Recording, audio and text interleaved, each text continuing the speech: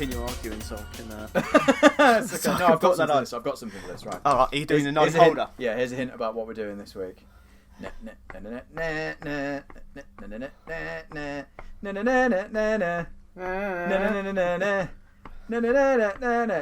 Christmas! Fuck's sake. Yeah, I've fun editing that. You've ruined that. I know, look at peeking.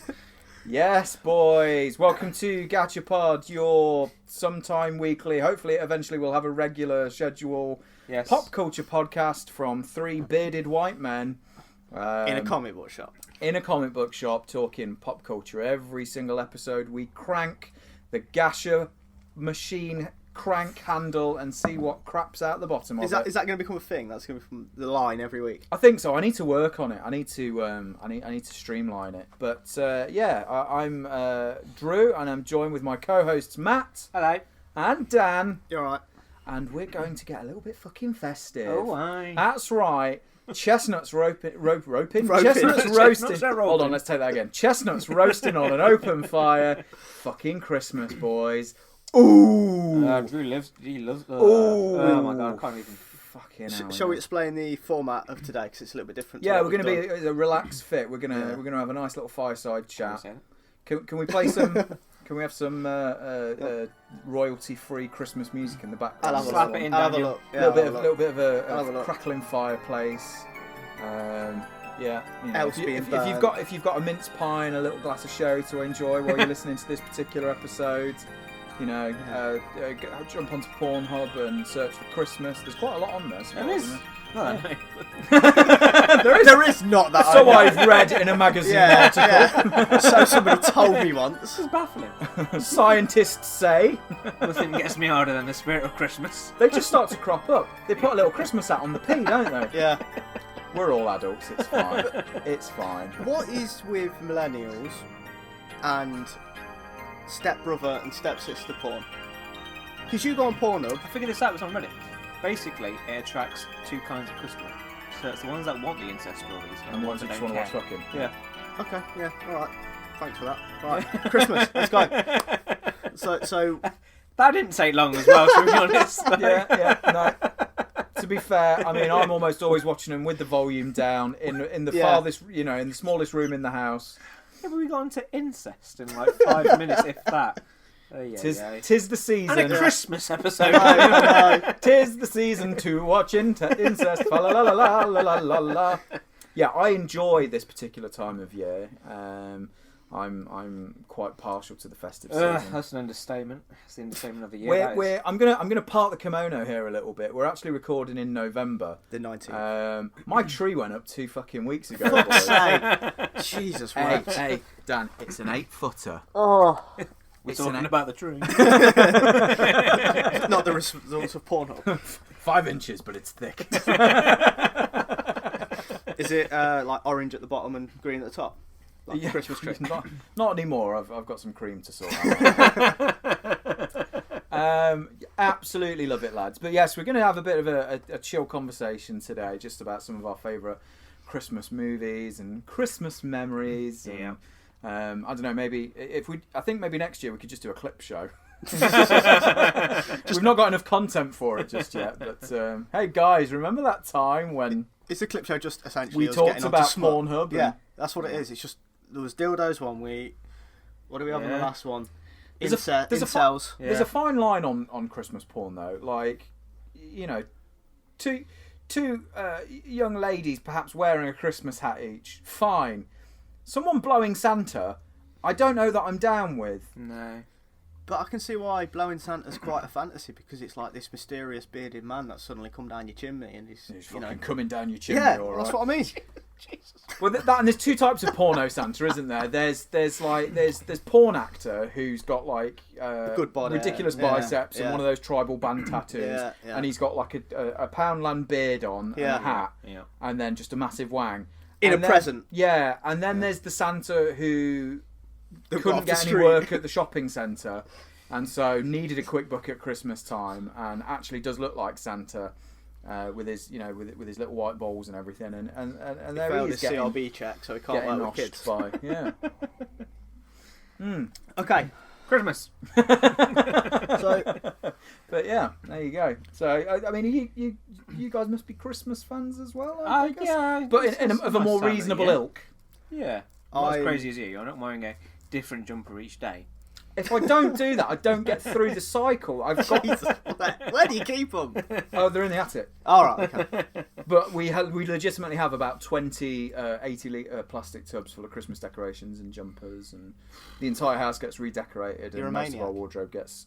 I don't care. I mean, it's great for your daughter. Don't get me wrong. Like, I think I it's do not worry. For her, though, that's the thing. No, it's not. We were doing this years before she was even conceived.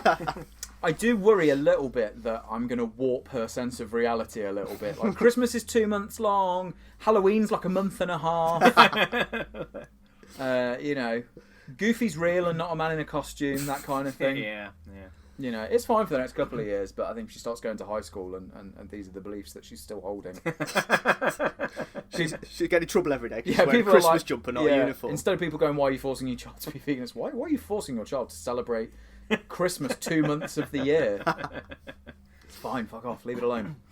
I mean, it's that time of year where you get to bust out some of the greatest works of cinema, both I thought you were going to say songs then. Both directly and tangentially related to Christmas. I mean, are we already focusing on? Are we already about to ask his Die Hard a Christmas film? Well, that's what I was going to. Is that what we're going to? It's not. It's a film set at Christmas. Thank you. What? Are we all in agreement to that? I think we are. Yeah. I mean, that doesn't make for very interesting podcasting, but it's. I mean, I will watch it at Christmas because it's Die Hard, so I'm perfectly happy. It's weird because I've got this collection of DVDs, right, and they're called Festive Favourites, and they've all got like matching cardboard sleeves, and they come out at Christmas, and it's Scrooged and It's a Wonderful Life and blah blah blah. But Die Hard is also in there as one of these festive favourites. And I don't quite lean that way because by that reckoning, Lethal Weapon's a Christmas film. Yeah. Also set at Christmas. Mm-hmm. There's others. Iron Man 3's a Christmas film. Yeah, exactly. Yeah. But strangely enough, all the Shane Black film, Set around Christmas. I'm pretty sure Predator takes place in December as well. There's, just out of shot, there's a couple of baubles hanging off some of the vines. And Santa, you son of a bitch. I just Get to the sleigh! If only Arnie would do a Christmas film, eh? We'll get there. Yeah. I just like to say we have a friend who absolutely loves Die Hard, and he believes it's a Christmas film. He believes many things. So Jamie, fuck you. I hope there's a lot of people called Jamie. Yeah. This was a man who loves Wham. And had the worst Christmas present of all time. Fuck, George Michael died on Christmas Day. I told him. Yeah. I got the pleasure. It's like someone shitting on the turkey, isn't it? Yeah. Oh, I remember you actually had to ask him, are you okay? Are you okay? Yes, did we? Yeah. I literally sent him a message checking up on him because I was honestly slightly worried that he was suicidal. We are good friends, but fuck you, Jamie. I mean, personal favourites Christmas film wise, we can go through the list. Oh yeah. There's one that Matt and I favour all year round. Die Hard, no. I think. Should we kick it off with possibly one of the greatest Christmas films ever released? Put that cookie down! Yeah, that's right, guys. We're talking Jingle All the Way. A Channel 5 classic. You can keep your Christmas Carol. You can keep your It's a Wonderful Life. It's all about consumerism. It is. I want Arnold Schwarzenegger being chased by Sinbad through quite clearly sort of maybe June, July weather in California. Yeah. Everyone's sweating. There is a great moment where Arnie is running down the street and he's being chased by Sinbad, who's literally throwing mail out of his postal worker's bag, so he's carrying less weight. And you can see the sweat on both of them because I'm pretty certain that the film was... I've read it somewhere. It was recorded. It was all filmed around that time of year. It was shot late spring, early summer to get it in for Christmas time. Yeah. It's either sweat or cocaine. Yeah, well, or a delicious mixture of the two. That film is absolutely phenomenal. I mean, what a cast you've got in that. It's so bad it's good. Well, I don't even know. I don't think it's bad. Yeah. I mean, elements of it are, but you've also got Phil Hartman in one of his greatest cinematic roles. Your wife's cookies are out of this world. Exactly. Pipe down in there, you little brat. So good. It's just this leering, pervy You know, I don't quite know what's happened to his wife, but he's using the excuse to just bang every mum in the neighbourhood. Yes. You know, when he's at the karate tournament and oh, thank you for coming over and helping me with the screen door the other day, Ted. So good. And then, of course, you've got Anakin Skywalker in it as well. Yes, yeah, Jamie.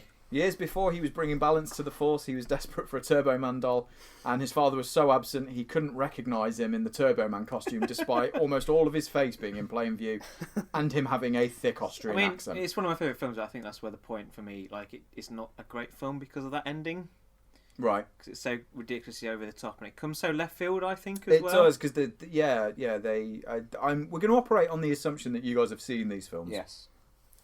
For those who haven't, Jingle All the Way stars Schwarzenegger back in the day when before he was banging his maid. Yeah. Well, actually, it might have been whilst during. It's probably whilst he was banging his maid. Yeah. Have you seen his son? She brought the cocaine. No. Yes. Like the maid, like the one he had with the maid, apparently. He doesn't want anything to do with. But you look at his jawline. I feel like I have seen this. That's Arnold's son. Yeah. So if they ever do a remake of Hercules in New York, that's who they're going to call. Yeah. God, Hercules in New York. Well, for the next Terminator film, they can save on all the expensive de-aging CGI and just wheel that. That's true. Yeah, that's true. Yeah, Schwarzenegger back when if he was in a film, it was only a surname that went on posters. Yes. He went the Cher or Madonna route for a little while, didn't he? Yeah. Because I don't know. I guess he was pretty confident that there weren't going to be many other Schwarzeneggers headlining films in Hollywood. It was a pretty surefire bet. So here's what does he sell? Is it mattresses? Yeah, I think it's mattresses. I think he's a mattress salesman. Yeah, he's the number one customer. A very absent father who realises on Christmas Eve that he has not got a Turbo Man doll for his son, played by Jake Lloyd, Anakin Skywalker, who ultimately ended up diagnosed as schizophrenic, I think, and is currently in a mental institution. Due to the hate mail. Yeah, he received for his portrayal of Anakin in there. Because it was clearly the 9-year-old boy's fault that film didn't work in places. It wasn't? So a bit of a Buzz Lightyear situation. I think the Buzz Lightyear thing was the main inspiration for the film as well. The shortfall of toys that year, where people were literally just fighting each other. It's weird because it's kind of a commonplace thing now. Almost every year you see these Black Friday videos of people just being absolute dickheads to each other over $50 off the TV. There's the Turbo Man doll. But it's an infinitely quotable film. Yes. Can you get some in? No, they're really expensive. I have looked on eBay. They didn't really make many of them. That's surprising, isn't it? Yeah. But you've also got Chris Parnell shows up in it quite early on. It's one of those fuck, it's him.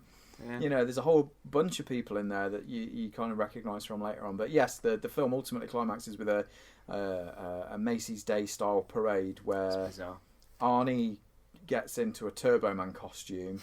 And then Sinbad gets into I forget the bad guy's name, costume, and they both have working jetpacks and working fucking weaponry and laser. I don't quite know how that's justified, but that's it.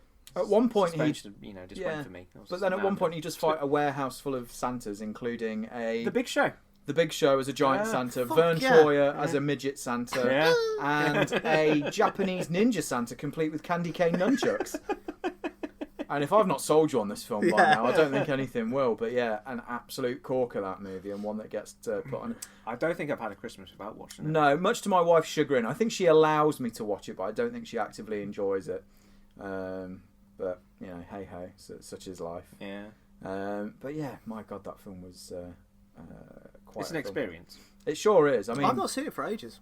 So you're saying all this, and suddenly things are going, Big Show. Yeah. I'm going to... Despite my dislike for Christmas. Sorry, Drew. Wait, what? Yeah, I know, we didn't get to me. Put a you got to Matt, you didn't get to me. I was just seething in the middle of it. I'm just a really cynical, boring bastard, to be quite honest. And the tree don't go up till December. It comes down 24. A few days after. I don't know. I think, if people ask me, I always say, I think it might be different when I have a kid. I feel like I might get to be visited by 3 ghosts in the night. Well, you see, I am going to talk about Scrooge, so I can relate with Bill Murray's character. Yeah. At the start. Not the end. Not at the end where he starts singing on live TV. But so no, I might have to try and watch that again. I'm sure it'll pop up on Channel 5. Yeah, always on Channel 5. Always does. If you need me to lend you a copy of the film of your many copies, I've got multiple. I gift it to everyone annually. I always find it in the middle of the year. Just to I'm like, oh yeah, this works. Get that near Christmas. Yeah. Like I say, you take a still image from any point of the film, whether outdoors, it could be any time in the year anyway. So absolutely fair enough. True. But yeah, you mentioned Scrooged, another kind of postmodern, contemporary, tongue-in-cheek kind of Christmas. You know, it's very sincere by the end, but it's also, hyper self-aware because it's this modern take on the Dickens film, isn't it? And it's got our Lord and Saviour Bill Murray. Yeah, he's apparently not a very nice guy. Murray recently, he's portrayed as a nice guy, but apparently he's one of the nastiest people to work with on set. Nope. La la la la la la la. I refuse to believe it. Yeah. I'm going to cut all that. We have to protect the line. Yeah. Listen to the new episode of Gachapod with Drew and Dan. And no one else. Scrooge is a fantastic film. One that used to scare me quite a bit. Yeah, as a kid it is. As well. It is scary. And one that genuinely upsets me in places as well. I think the section where he finds the homeless dude frozen to death underneath the vents in the street. Genuinely touching moment, I think. Genuinely touching, genuinely kind of upsetting, and very sort of prescient and real as well. The taxi driver was always a bit... Yeah, I know a guy who looks like it. Which is quite upsetting. But yeah, again, this film is Bill Murray essentially playing a version of Ebenezer Scrooge where he is the head of programming for a massive television network who are putting on a live production of A Christmas Carol, and he's just a awful person, much in the vein of me, his Dickensian counterpart. Yeah, he's based on Dan.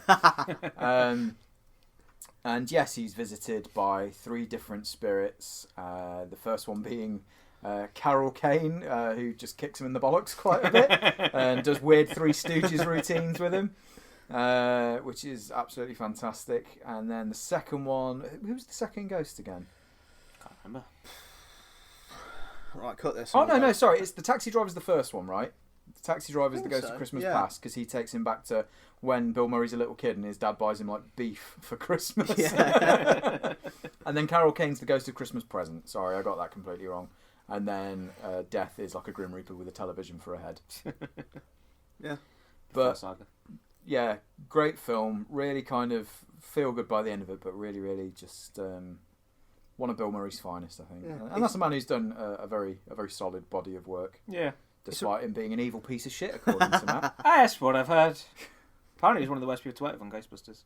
Really? Yeah, him and Dan Aykroyd don't get along whatsoever. That's what I've been told anyway. Don't you think he just got sick of Dan Aykroyd banging on about aliens? I think, maybe in his crystal skulls. No, I was heard like he just kind of like gives off a creepy vibe apparently because everybody jokes about his stick where he'll just turn up to parties and everything. Mm. But in a way, it's kind of like unwanted by some people as well who'll just turn up or like.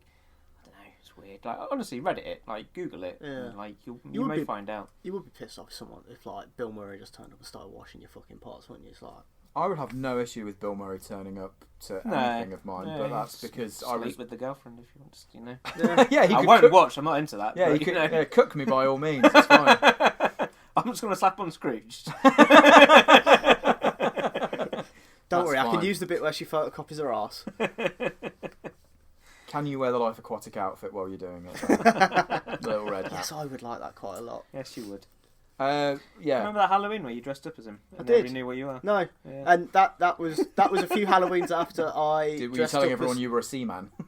Well, a few Halloweens before I dressed up as Fury from the Warriors, and everyone was like, "Are you the little Hulk?" So it was totally. He was so annoyed with me that night as well because I remember like him and Jamie were just like, fuck, what are you even dressed up as, Matt? And I was Finn from Adventure Time. Yeah. And this was in its second series, so this is when it was reaching its peak. Right. Yeah. And they didn't know what it was until we went to the nightclub and I got stopped multiple times for a photo. Yeah. And Dan was very impatient towards the end of the night. Are you a Smurf? Yeah. Fuck off. I'm a 10-year-old with a magic dog. I almost got into a fight that night, actually. That was the night that I had to almost take a punch from Matt. Yep. And I told him after, I said, I'll take a punch for you. He was so angry. I mean, he was like a disappointed father. He was. Yeah. We were going to the cash point afterwards, and he was like, "I can't believe you fucking did that, man." Yeah. I've always said I'll take a punch for you, but if you start it, I am then going to punch you again after. And I did start it. Yeah, exactly. So really, if I took the punch, I would have had to punch you. Yeah. Things may have been different.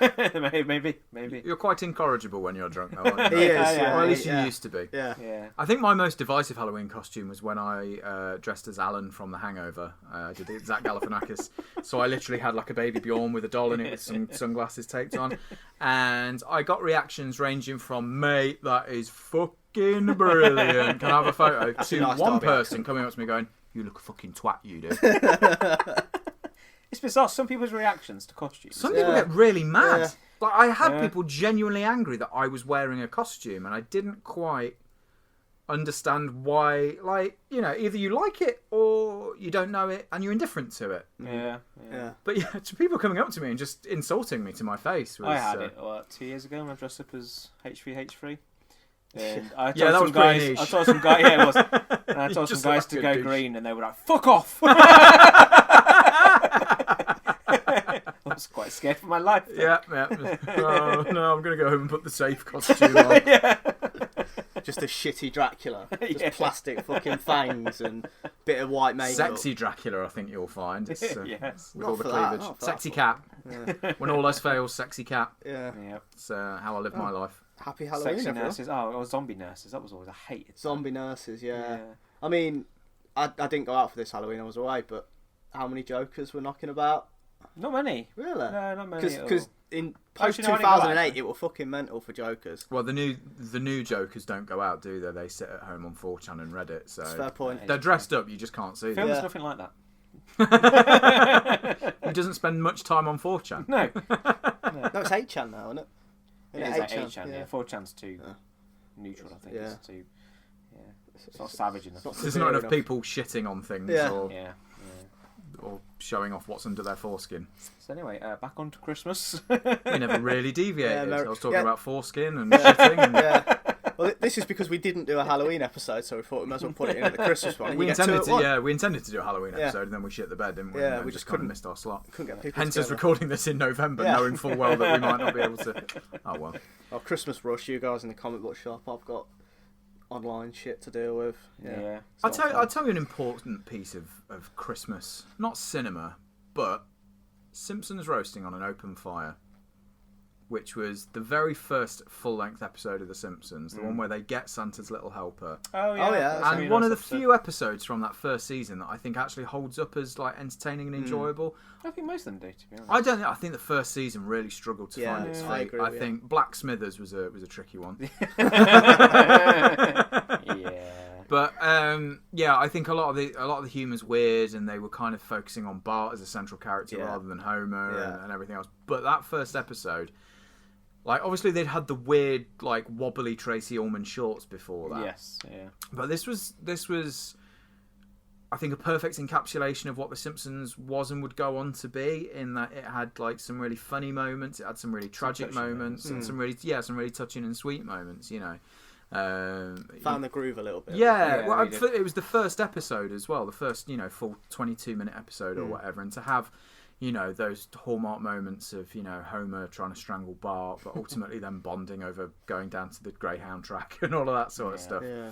And that's one that I try and throw on every year because it feels like an integral part of kind of Christmas viewing to me. Mostly because I get irrationally angry when it's not Christmas and a Christmas episode comes on for something I'm watching. I skip by it. It annoys the hell out of whoever I'm with. No! It's not Christmas, it's not allowed.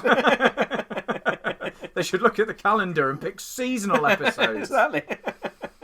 As you can imagine, I don't really mind. I'm fine with that. I don't watch Christmas stuff actively outside of, but yeah, if something comes on, I'm totally cool with that. All the television series have had good Christmas episodes. Community has good Christmas episodes. Yeah. Alison Brie and that.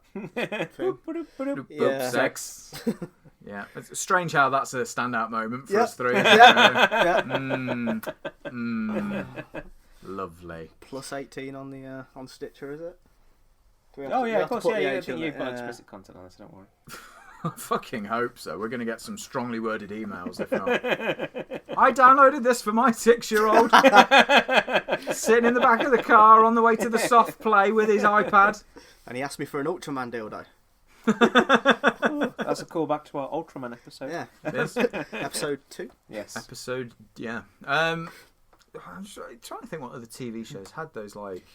So I feel like Scrubs had a decent few, maybe. I don't remember any. I remember very little. I remember Scrubs as a whole being very enjoyable up until that weird last season. Yeah. But I don't remember any of the specific. No, might be wrong. Christmas episodes or anything. Yeah. I mean, one of the other ones I was going to touch on. It was on television, but it wasn't part of a series. The Star Wars Holiday Special, ladies and gentlemen. Have you ever seen it before, Dan? I have, yeah. Yeah. Oh, it's a tough watch. As a man who loves even bad Star Wars, that is a tough fucking watch. Who thought that, you know, the concept that it's wrapped in, it being Life Day on Kashyyyk, the home planet of the Wookiees, fair enough, but having like Itchy and Lumpy, good names, guys. Yeah. Also, are their actual names Itchbacker and Lumpbacker? Because it's Chewbacca shortened to Chewie. And also, as we discovered, they wear clothes and Chewie doesn't. Yep. He's just a nudist who's off planet. He's like, no one's going to fucking call me out. I'm just going to wear this bandolier and nothing else. So I'm wearing nothing at all. I can explain why it happened. Go ahead. Cocaine. Well, yes. I mean... certainly true for Carrie Fisher at the time. Yeah. She's openly admitted to being... And also, it was after Hanel's incident as well. It is, yeah. So he was caked in makeup. Caked in makeup and filmed off from everyone else. It's him and R2, isn't it? Trying to get one of the ships working or something, and they just kind of car incident, Dan? I'm about to really annoy a lot of people that listen to this, but what the fuck are you talking about? Hamill, Mark Hamill had a nasty car incident after New Hope, and had to have a bit of surgery. All right. Was it due to cocaine? No, I don't think so. I think he's always been kind of clean, to be honest. Yeah, it was just a car accident. But Yeah. part of the reason that Luke gets taken by the Wampa in Empire Strikes Back and mutilated is to work in the fact that he now had a fucked up scarred face. Yeah, for barrel scars, dude. Yeah, exactly. But yeah, that one Wampa fucking got his arm off in the end anyway. Yeah, so it served for an iconic scene. But yeah, just a really fucking weird piece of 70s television where they're like starring B. Arthur and other 70s celebrities that you don't fucking know because you were born years after this came out. But yeah, like Grandpa sits down and has like a hologram stripper like tug him off essentially, and there's a weird Fanny Craddock drag cooking show where there's an alien with 3 arms that's so weird. And it's one of these things where, like, okay, so as weird as the scene is where Grandpa sits down and has I think, is it a Twi'lek? I can't remember. But, like, some fucking blue alien or whatever, like, hologram lap dancing for him. Sorry, I'm being horrendously racist there. They all look the same to me. They might as well be Transformers. That would be one thing, but the fact that the segment goes on for, I think it's like 4.5 to 5 minutes. It's overly long. Is that, you know, they clearly had like an hour's slot and maybe 15 minutes worth of material. It was really rough, and then obviously there's the contractual obligation of everybody to be in it. And on no face is it plainer than Harrison Ford. Yes. That he legally has to be there on this. It's like Whoopi Goldberg in that fucking movie where she was... the dragon? The dinosaur, yeah. Sorry, I yes. can't remember the name of it, but Theodore X. Yes. Yeah. Where like she's a cop and her partner is a anthropomorphic T-Rex, and she didn't want to be there, but they were going to like sue her for millions of dollars if she wasn't on set. And boy, can you tell, you know, that's a bad film for a lot of reasons. We should do an episode about something like that. Where Theodore X. Yeah, just actors where they're just forced to do something and they're clearly just for legal reasons. Yeah, just phoning it in. Yeah. It's a lot of, isn't it? Yeah. Well, that might be quite a good fun one. Planning episodes during the episode. Yeah. But I am genuinely surprised that they never brought back the holiday special. I know it's a piece of shit and it's not entertaining. Got a reference in The Mandalorian. Did it really? Yeah. I still haven't seen it. So somebody talks about Life Day. Fucking hell. At time of recording, we're 2 episodes into The Mandalorian. I haven't seen any yet, but Matt's seen both episodes, and apparently it's very good. I love it. But do you have Disney now then? Do you have Disney? Is it Disney Plus? That's what it's called? Yes. Wink. Let's say yes. I'm getting the service regardless. break them. Yeah, same. They said gargoyles in HD, and I'm like, oh. There was somebody online that had taken a screenshot of the opening to the X-Men animated series, and there's the little thing in the corner saying skip intro, and someone had put, if you press this button, it should cancel your subscription and deactivate your account. Yeah, absolutely. But yeah, I think with Disney likes money, right? Oh, yes. You've got to assume that were they to put that out on Blu-ray or DVD or something, it's universally acknowledged that it's a piece of shit. Yeah. I'd probably still buy it. Yeah, and a lot of other people would. Yeah. You know, I mean, I'd buy it to have it as part of my fucking let's throw this on because it's Christmas, but, you know. Not again, Drew. Do you have like a wall chart with each one and you have to tick it off when you've watched it? That's a fucking good idea. Oh, your boy's cracking open Excel when he gets home tonight. Spreadsheets are happening. While I play some Chris Rea. Driving home for Christmas. Oh, no. I've got mince pies in the cupboard and everything. Also, actually, can we touch upon Coke trucks and how I don't give a single shit about them? It's back in the UK this year, Matthew. Holidays are coming. Oh my god. It's a weird tangential connection, isn't it, that they've sort of forced this, oh no, we're an essential part of Christmas onto the public. And granted, Christmas is a consumerist holiday and everything else. And I mean, you know, I absolutely buy into all of that, and you know, I certainly further the corporate ideals and everything else. Yeah. But I do try and make sure that the central tenet of Christmas is observed in the house, which is time with the family and all of the kind of nice things about it. Or time alone playing your new video game. Yes, exactly. Well, I've asked for the Godzilla box set for Christmas, so if that turns up on Christmas morning, me and my 2-year-old daughter are fucking off into another room, and we are going to watch Goji go toe-to-toe with Anguirus and fucking Hedorah. And nothing says Christmas more than that. Oh, can you imagine if they did a Christmas Godzilla movie? Yeah. Oh, lad. Santa hats on. Oh, I don't care. Just however you want to present it to me. But yeah, I'm very surprised that the holiday special has not made a reappearance in some format. Now that I wonder if it's going to be on Disney Plus. I wonder, as far as I'm aware, it's not at the moment. They don't want anything to do with it, I guess. I know Lucas doesn't care for it, but he doesn't really have a say in it anymore, does he? No. Lucasfilm is owned in whole. Yeah. I don't know who it was broadcast by initially. Maybe that's tied up in some rights or something. Possibly. But, I think it would just be interesting to see it cleaned up, and because obviously the only versions you can see are the shitty VHS recorded versions, complete with like United Colours of Benetton adverts in between and things like that. So it'd be kind of cool if they could go back, and I get that they've probably not got the original film now, but there's ways of doing digital restoration on tape. Yeah, absolutely. It would be great to be able to see that. It's it still exists. It still gets talked about, even though it's 40 years old. It's this weird relic that anyone who's a Star Wars fan has seen to some degree, because it's out there. It's on fucking YouTube and everything else. Make it available for people. It's not very good, but who cares? It's get 2 dudes just to kind of sit for a couple of weeks and clean it up as much as possible, and that's all you've got to do to pay for it. And I guarantee you put it out and make it available in some sort of format, and people will absolutely pay for it. You would make millions. You just would. You'd make a fair bob. Please, Mr. Disney. Please, Bob Iger. Disney have done some fucking horrendous Disney Christmas stuff as well. But there's some really good stuff and some really bad stuff. I was watching Mickey's Christmas Carol with my daughter the other day, which is great because Scrooge is obviously played by Scrooge McDuck, and it's only half an hour long, so it's just long enough to hold her attention. But beautifully animated, done. I think it's like late 80s or early 90s. So you've still got some of the original voice cast as well. You've got Clarence Nash doing. That was Clarence Nash's last performance as Donald Duck, and he was the original voice actor for Donald Duck back from like the 30s and the early 40s, and that was the last thing he did before he went. So that's kind of cool.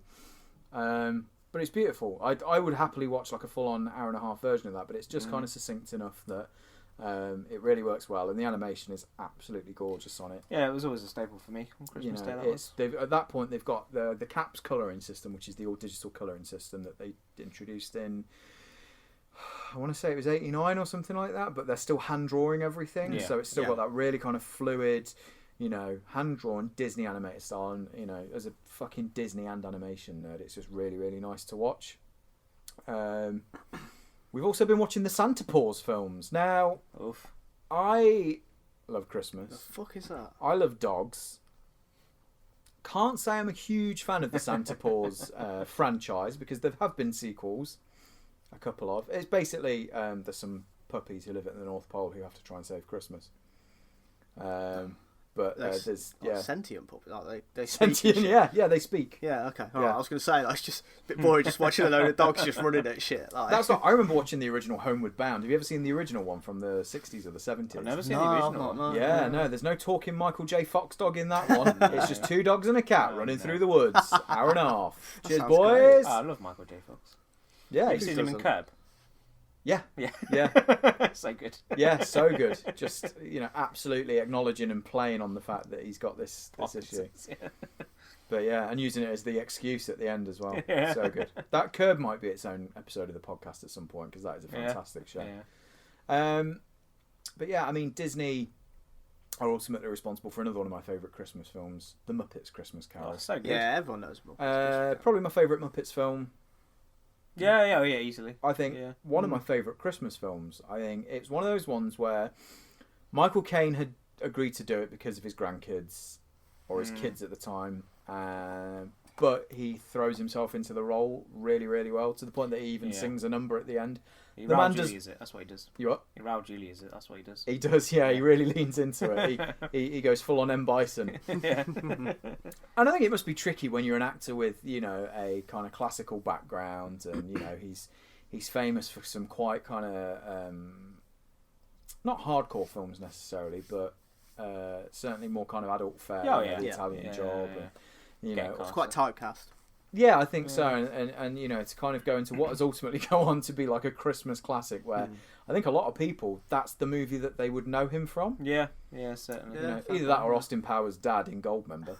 Plus, Drew is actually in Muppets Christmas Carol. Yes, a frightening resemblance to the Ghost of Christmas Present. Why don't you do that for your Halloween costume?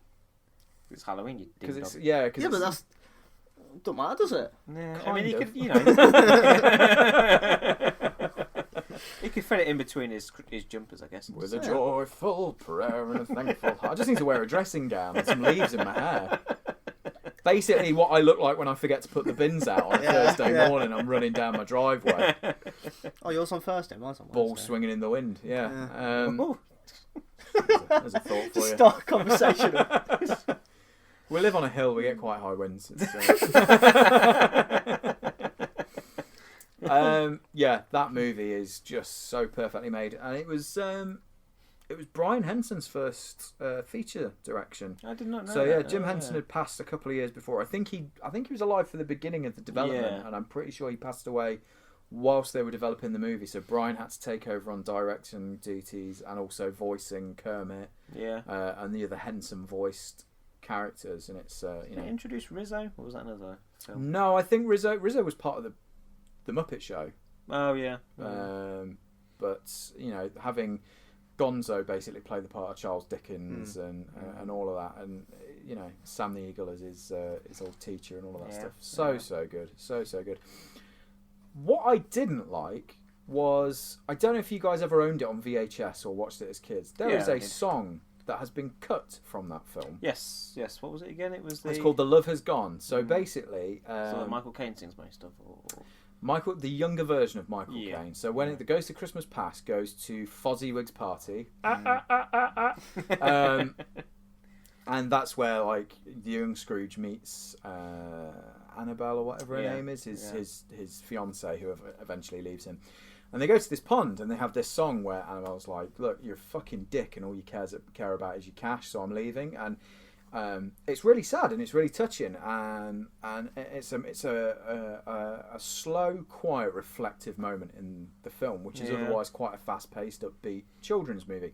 And I think it serves the film very well to have it placed in there. But as far as I know, it was cut in the transfer because of pacing reasons. I think that was literally the only thing, was they felt it slowed the film down too much. But it was just so odd that they waited until the sort of DVD release or the upscale that they went like, let's whip that scene out. Yeah. But what makes it even stranger is the fact that at the very end of the film, all of the cast of characters come together and sing a reprise of that song called "The Love We Found." But obviously that has no fucking emotional weight to it because you've not had the counterpoint to it earlier in the film, and it totally takes the. It's a pleasant enough way to end the film out. It's a nice enough song, but it doesn't carry the same weight that it would do. No. With the original song put back in, and I just find it very, very odd that they don't maybe have because in the realm of DVD and Blu-ray, you can have both versions on a disc. Yeah. Because you're not even putting two full versions on, because you're literally having one where you have that scene in it and another where you just skip that scene. Dual layer discs and everything. You have pauses in films anyway where it's loading the second layer and stuff, so it wouldn't necessarily jump out at you as anything else. But I always found that really, really odd and a little bit sad that they decided to do that, because it wasn't like one of the catchier, there goes Mr. Humbug type songs like they have from the beginning of the film, but. No cheeses for us, missus. There it is. Fucking great. So good. Bunsen and Beaker giving him the little scarf at the end. It's all just so touching. Brings a little felt tear to your eye. Kind of spooky as well. Yeah. I mean, did you see the Disney Christmas Carol with Jim Carrey as Scrooge? No. So they went for a more direct adaptation of the book, which has the scene in it where the ghost of Christmas Present has what are they called? Greed or hunger and poverty or something like that, grabbing his legs, and they're two emaciated children represented with like sharpened teeth and stuff, and they're like scowling and growling. And there's like moments in it where I'm like, oh yeah, I forgot that this was kind of an actual spooky ghost story, because I've read A Christmas Carol before, and it's it's based in this old tradition that kind of ran up to Victorian times, really, or even late Edwardian, where it was tradition to read ghost stories on Christmas Eve, and that's what Christmas Carol is. It's a ghost story that you would read on Christmas Eve. You had people like M.R. James, who's a fucking great short story horror writer. Do stuff like that. So it's this Disney CGI Jim Carrey wacky face. Oh, I'm an old man. And then all of a sudden it cuts to like this like fucking weird Gollum monster child like clawing and scratching at the ground. And there's other moments in there like that. But yeah, the Ghost of Christmas Future or the Ghost of Christmas Yet to Come scenes in even in the Muppet movie. When you're a young kid, it's pretty scary. Yeah. But that's another film that I can happily throw on multiple times over Christmas, because it's got such a good soundtrack to it, and it's classic Muppets. It is. I'm not quite sure where the wheels fell off with them. I think it maybe have been Muppets in Space. I didn't particularly care for. Muppets in Space, was that the one where they find out the species of Gonzo? Yeah, he's basically an alien with Hollywood Hulk Hogan. Yep. Muppet Treasure Island was good because you had Tim Curry as and George Senior as well as the big boss. Jesus, I'd forgotten about that. Yeah, and he works with the bear guy. What's the bear guy's name again as well? Oh Christ, I can't remember what he's called. But he's great. I love how awkward he is.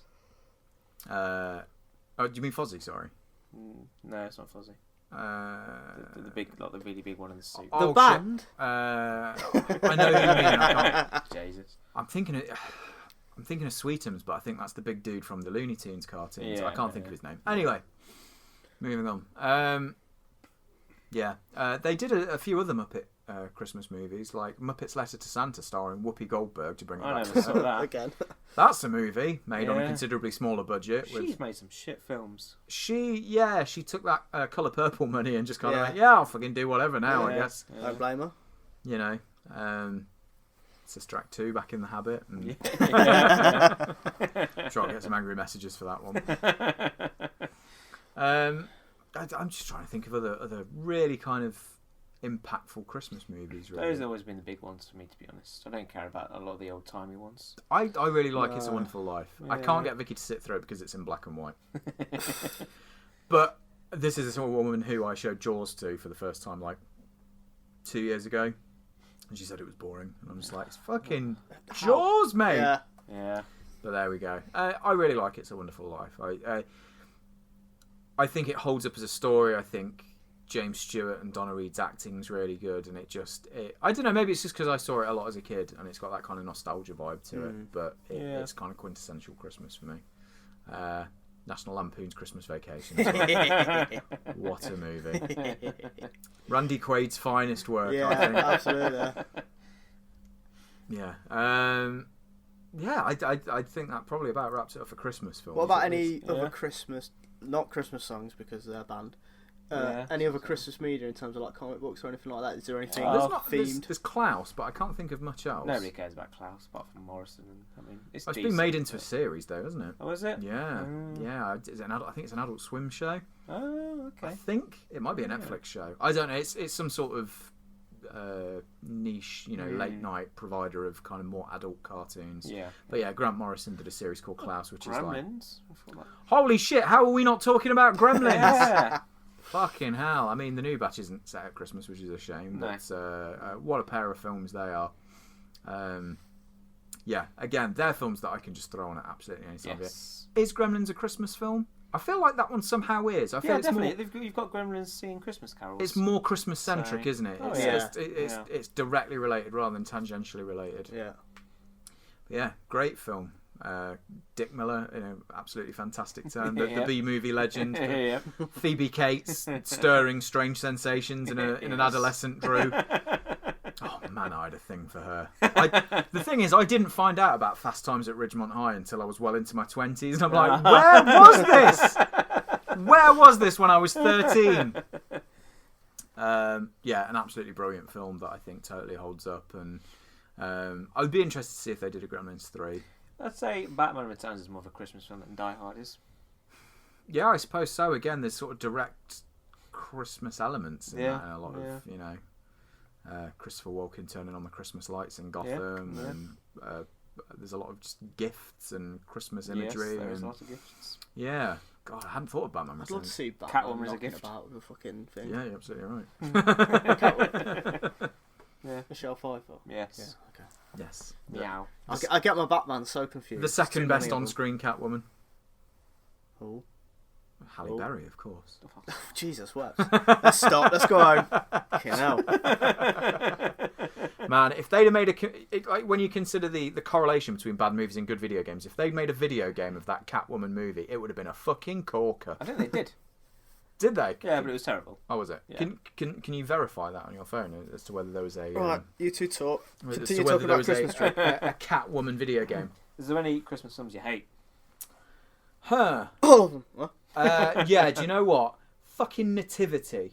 Oh, yeah. Jesus Christ, they keep making them. And I love how the star power wanes considerably with each iteration. 'Cause in the first one, and bear in mind this is before The Hobbit and Fargo and other things, but you've got Martin Freeman. Yeah. You've got Ashley Jensen, who's gone on to do some pretty big kind of, Hollywood, and, she was in Ugly Betty and various other things. Yeah.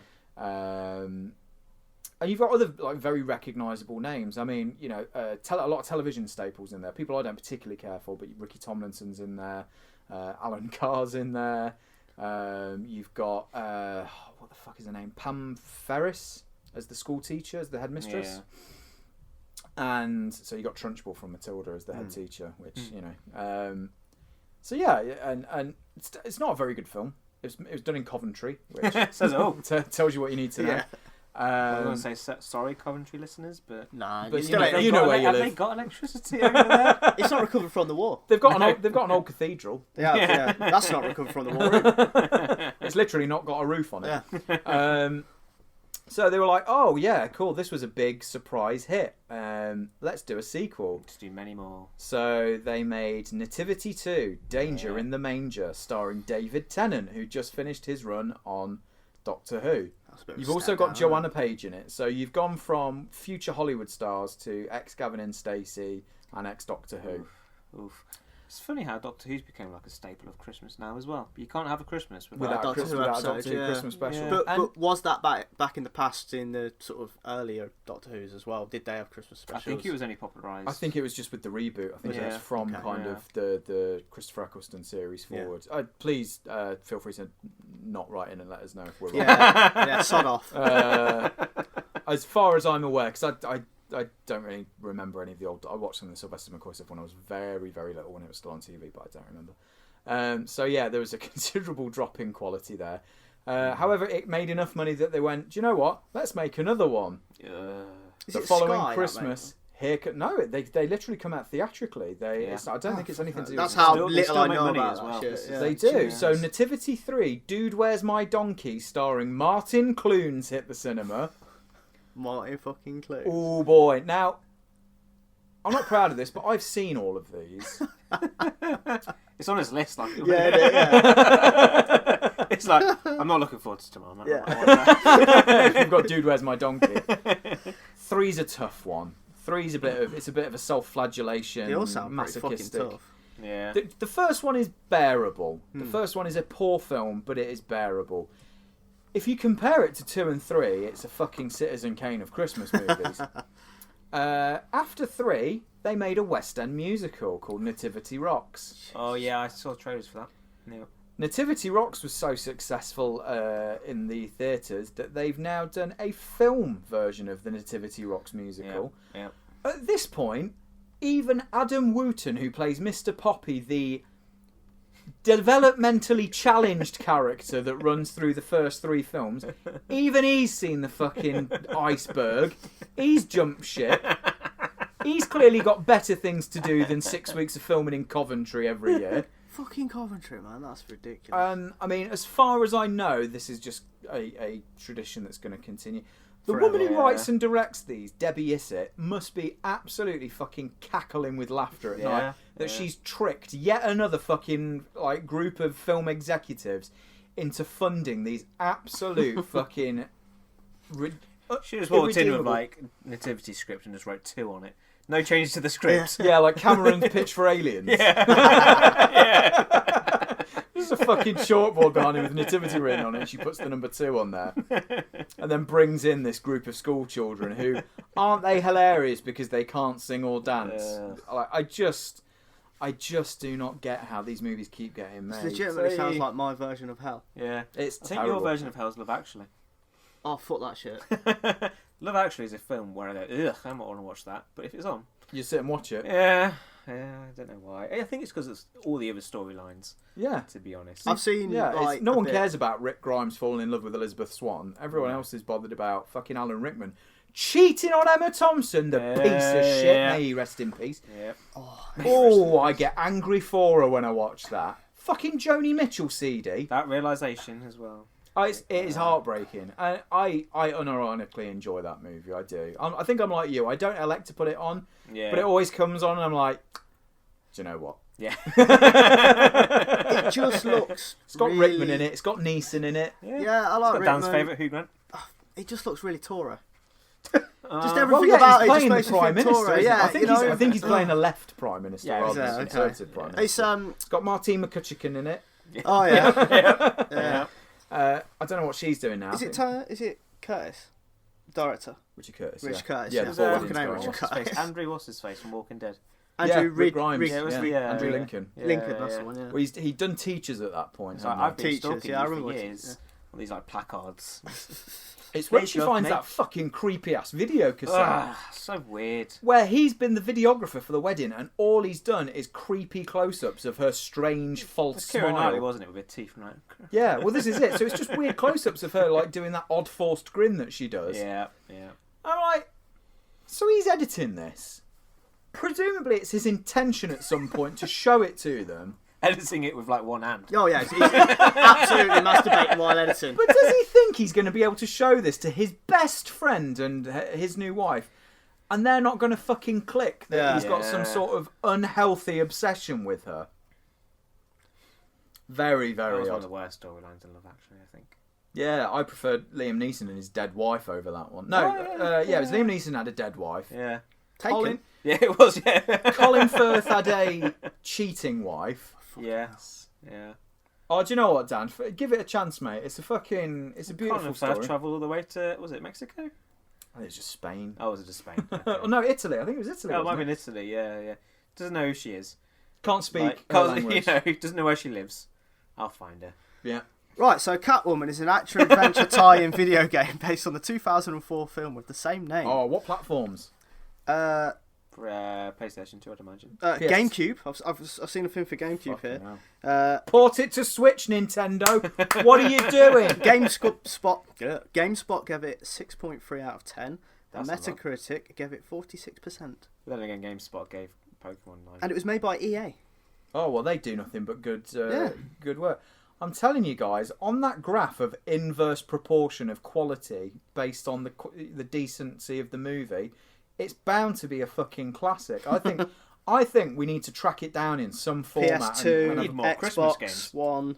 More Christmas games. Christmas-based games. What have we got? We've got Dreams into Nights. Had like if you set the clock on your Sega Saturn to December 25th, it would load a Christmas level. That was one. Calendar Man wishes you a Merry Christmas. He does, doesn't he? Yeah.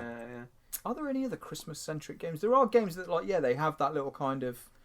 Banjo-Kazooie had like different seasons, and they got really Christmassy with it as well. There've got to be some more Christmassy video games. That'll be next year's episode. Dan, Google it. Let's keep talking. Do you know what surprised the shit out of me that I thought was going to be an atrocious Christmas film? Arthur Christmas. You seen that movie? It's an Aardman animation. The fucking Aardvark. Yeah. What? No, not Arthur the Aardvark. You fucking millennial. And I said, hey. It's a film that, like, because I didn't like Flushed Away at all. And so they came out with this Christmas film called Arthur Christmas. And it's a few years old now. James McAvoy plays Arthur Christmas, who is one of Santa's sons. He's the younger son, with Hugh Laurie playing the older son, who's set to inherit the role of Father Christmas, basically. And you've got, like, Jim Broadbent. And it's one of these, like, who's who of, like, British actor type things. Of course. But it's fucking good. Yeah. The idea being that Santa's getting a bit old and doddery, and so his oldest son's primed to take over the business, and he's a very military man. He dresses in like Christmas-themed camo.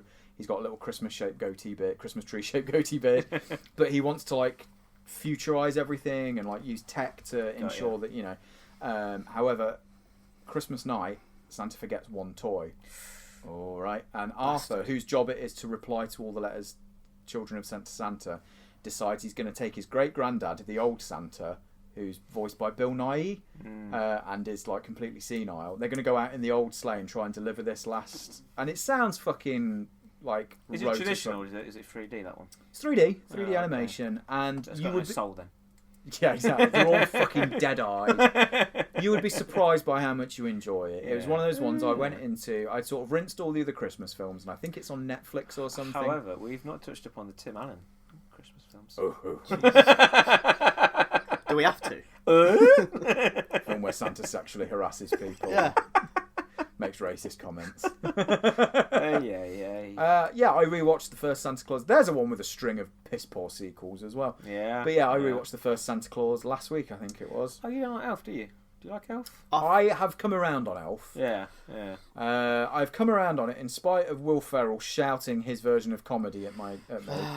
Don't get me started. And Zooey Deschanel's fucking doe-eyed. Oh look, aren't I a cute manic pixie dream girl? Yeah. Fucking.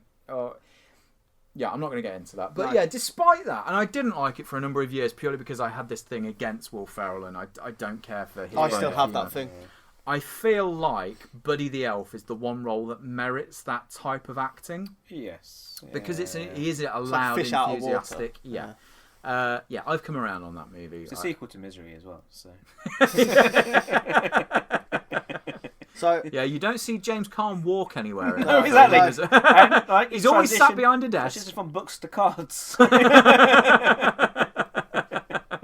Make you think. So we may have to end this podcast, if we're going to end it now, on a very controversial point. Go for it. I have Googled Christmas video games. Okay. Yeah. And there's Duke Nuclear Winter. Don't know if anyone remembers Elf Bowling. I think that was on probably Newgrounds or something like that back in the day. Oh no, they don't count. Flash games don't count. I know. But here's where it might get a bit controversial. Die Hard trilogy. Oh, for fuck's sake! No, right, we've come full circle. But under that, it says Gran Turismo Sport and FIFA. So sure. Apparently they're Christmas games. Fallout 4 Christmas game. But this is where we're going wrong. Come on, devs. Yeah, get on it. Keep talking. Okay. Saints Row 5. No. So these are all films. These are all games that have some degree of Christmas content. There's a Nightmare Before Christmas game. Oh yeah, well. Apparently. Now, is that a Christmas film? No, it's a Nightmare. No. Before Christmas. Is it a Halloween film? It's a Nightmare Before Christmas. Yes, Halloween film. I would argue that it fits more into the Christmas category than it does the Halloween category. Well, I guess Jack wears a lot more. The whole film is about the discovery of Christmas and the emulation of Christmas and everything else. What's this? What's this? It's very good. Danny Elfman wrote the songs before having the script for the film. Of course he did. Burton apparently relayed to him what he needed in certain scenes. And then he was like, go and write some of that boom-ba shit that you do. And he did. But as far as I know, it's Danny Elfman that sings it all as well. It's Chris Sarandon that voices Jack Skellington. Oh, wow. But yeah, apparently it's... He is a treasure. Skeleton like I say skeleton. Well, his name is Jack Skellington. That's where I've got it from. The mispronunciation. Yeah. My daughter's obsessed with that goddamn film. and because it crosses over from... because it crosses the barrier of Halloween and Christmas, it means that I have to endure it for like 3.5 months, basically. Poor man. No. Poor man. I can stand it once or twice a year. But when she wants to watch it twice a day, every day, you have to be careful with that. You have to cut it out soon, really. Yeah, you do. We went to college with a girl who was who was somewhat obsessed with Tim Burton and all the things around Tim Burton. You know the type. You get an immediate picture in your head, don't you? Oh no, because they come with a fucking bag with that twat's head. Well, that twat's head. And you know immediately. And there's definitely a demographic that leans towards the obsession of that movie. We watched Goodfellas. She started talking about fucking Tim Burton. How do you make that connection? Yeah. Madness. Yeah, it's a weird one. Yeah. It's fine. It's a fine film. I don't think it's aged particularly well. I think when you look at modern stop motion animation versus what they were doing at the time... Enjoy Henry Selick's work, though. Yeah, massively. And the man is rarely recognised as the actual director of the work as well. When did James the Giant Peach come out? Because I've told you like this already, I think. That was 96, I think. 96, so I would have been 8 or 9, and it was like my 8th or 9th birthday party. Yes, you have told me this. A bunch of school friends I invited over, and I was really excited to watch this. And obviously, those friends of mine could not give any less of a shit about this film. Don't blame them. Because it's James the Giant Peach. Who goes to a birthday party to watch a rented video? Those were my parties. Let's all sit and be quiet and watch some quality animation. Nothing's changed. Have you read these comic books? Look at the armature on that. They're all just looking at the window. It's a lovely day. They just want to leave. They can't. There's a room They're next obliged door. to stay there. There's a room next door to the room that they're watching it in that's just full of cake and balloons. Yeah. The film's not over yet. We have to stay for the credits. Guys? Oh dear me. Well, do you know what? I think that is a good place to maybe wrap things up. Matt's tragic childhood. More of that on the next episode of. But thank you very much as usual, guys. We really appreciate you tuning in. If you could follow us on all of the social media, the Facebook and Twitter and Instagram. Present. Yeah, if you listen on iTunes, subscribing and leaving us a review would be massively helpful. 5-star reviews. 5-star reviews for 5-star men. 3 of them are from us. That's the campaign. I'm a 5-star man. Yeah, exactly. It helps with visibility. It gets you kind of pushed up onto various pages where we will be seen by people who perhaps might not otherwise. So if you're listening and you have found anything to enjoy about this... So you can now Google Coventry if you don't know what Coventry is about. Don't do it. No. Don't do it. Yeah, so thank you very much. I hope you all have a Merry Christmas or Hanukkah or whatever it is that you celebrate at this time of year. You can only say holidays nowadays. We're about to go to the very Brexit-friendly pub next door and. We just have no politics for one episode, yeah, Daniel. You started it with that impression. I mean, I guess. The problem with this town, too many white people.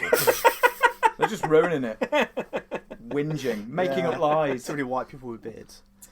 Happy Christmas, everybody. Merry Christmas. Have a good one. Cool. I'll do. See you later.